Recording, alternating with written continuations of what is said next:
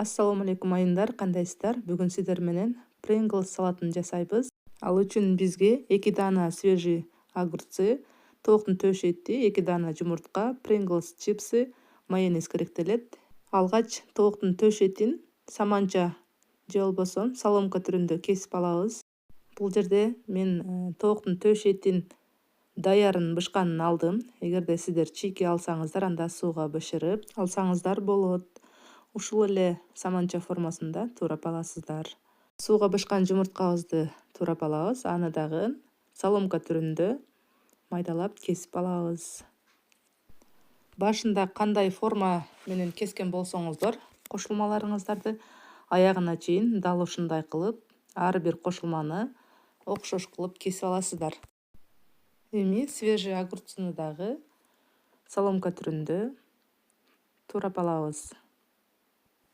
Салаттын кошулмаларын башында кандай форма берип туураган болсок, аягына чейин ошол форма менен туурап кошсок, салатыбыз көрктүү жана кооз болуп чыгат.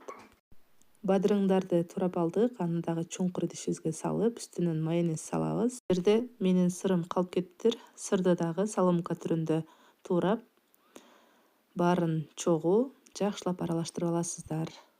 Мынакей салатыбыз 1-2-3 дегенде эле даяр болуучу эң бат жана оңой жасалуучу салаттардын катарын толуктайт. Ушул рецепт менен 1 порция салат чыгат.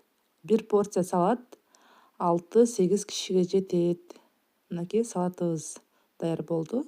Эми үстүн кооздоп койсок, салатыбыз даяр.